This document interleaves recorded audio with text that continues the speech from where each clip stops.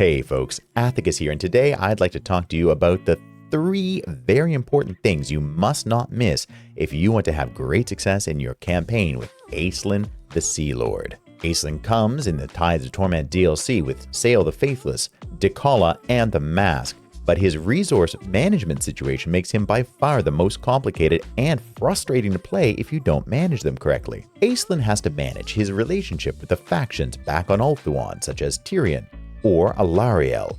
He has to manage the Asur domination mechanic and the directly associated colonies and outposts mechanic, which has 2 currencies that are then, quite confusingly, indirectly created by the first mechanic, the Asur domination. Now, that sounds like a lot, and it is, but if you follow what I'm about to explain to you, everything actually unfolds quite organically once it starts rolling. Aislinn is the Sea Lord of the High Elves, and he does exactly what you would expect. He patrols the high seas from the back of his dragon ship, the Calendirian, mostly focusing on finding enemy-controlled coastal settlements. Once he defeats the enemies he finds there, he then creates one of 2 new types of settlements. The first is outposts, and the second is colonies. Dedicating an outpost to a faction, however, does something very powerful. It increases something called your Asur domination mechanic. Asur domination mechanic then allows you to unlock the 2 critical buildings that produce the currencies you need to be successful. Before I go any further though, what about the other type of building I mentioned? The colonies. These colonies are a direct echo of the ancient colonies you could find scattered around the map already, such as Arnheim just off the western coast of Ulthuan. These new colonies act like traditional provincial capitals for other factions. However, these have a host of new buildings that are entirely dedicated to supporting Aislinn as he goes around the world, keeping the coasts safe. They also serve as powerful bases where you can refit and rearm quickly, as well as suitable recruiting locations for more dragon ships and new lords. We now understand what the 2 new types of settlements are.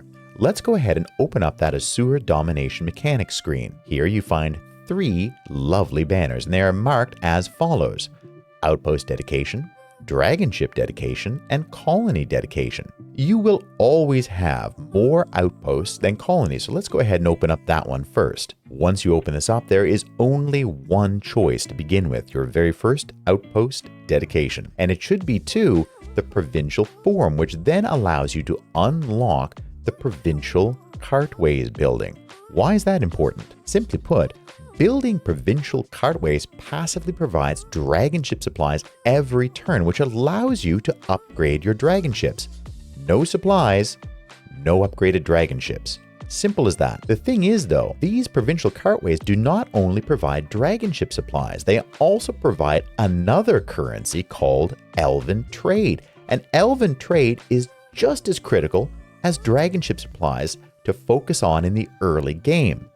The reason being, Aislinn's building upgrades and a lot of his very important technologies require you to have elven trade. The 2 literally go hand in hand, down the provincial cartway maybe. Now, so you've unlocked your first Asur domination dedication, the outpost dedication. What's the next step? Go ahead and conquer some more settlements. As you do so, you will unlock your next dedication, and these do increase in value incrementally, so you also want to be thinking ahead. If you buy the wrong dedication, you will be a little bit left behind because you'll need then to rebuild up your dedication and then assign a new dedication again. I'm getting really tired of saying dedication. After you've done your first outpost dedication, the next thing to do is a colony dedication, and you want to specifically get the one marked Fleetward Harbors. Do note again, a colony dedication building can only be built in a colony. The same thing works for outposts. Outpost dedication buildings will only appear in the outpost building tree. So as you can see, Fleetward Harbors has a bunch of great diplomatic effects, but that's not the real magic. The real magic is the Naval Armory building. It provides 10 dragon ship supplies and makes all your dragon ships cheaper to upgrade. This is fantastic. Do know these dragon ship upgrades cumulatively stack. So as you build more of these buildings and as you conquer, again, more settlements to build more of those buildings, your dragon ship upgrades are going to go faster and faster, and you'll also be able to unlock more and more dragon ships and maintain them, thus spreading your control all over the high seas of the old world. By following my recommendation here and aggressively picking buildings that focus on the two things, elven trade and dragon ship supplies, you effectively supercharge your fleet, allowing you to very aggressively spread and capture more settlements and gain more buildings and do more dedications. After those two dedications I talked about, Fleetward Harbors and Provincial Cartways, you're pretty much free to choose as you like. From there on, you can read carefully each tooltip and decide which one appeals to you. The ones I would really recommend not touching are anything that starts to spend those elven trade or dragon ship supplies. Those are late game picks.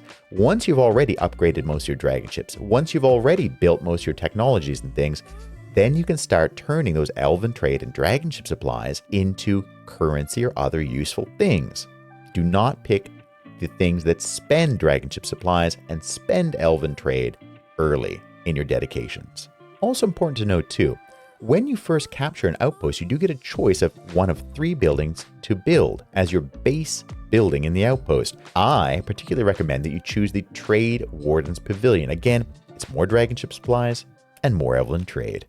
So, to sum up, conquer settlements. Dedicate them as outposts to the High Elf Lord of your choice. Unlock 2 Asura Domination nodes, Provincial Cartways, and Fleetward Harbors. These will provide you with a steady flow of currency, your techs will be teching, and your dragon ships will be dragon shipping. Okay, I hope this video was of assistance to you. Please do check out the selection of my other videos in the comments below. And as always, please don't forget to like, share, and subscribe. With that, friends, I'm leaving you now, and I'm going to get on to some model painting. Very exciting stuff for me as I'm just getting in touch with that now. It's great fun. I highly encourage you, if you haven't already, by the way, to go pick up some models immediately. This is the best part of the hobby by far. I can't believe I haven't done it. It's so good. I'll see you guys again in the next video. For the Asur and Ave Imperator.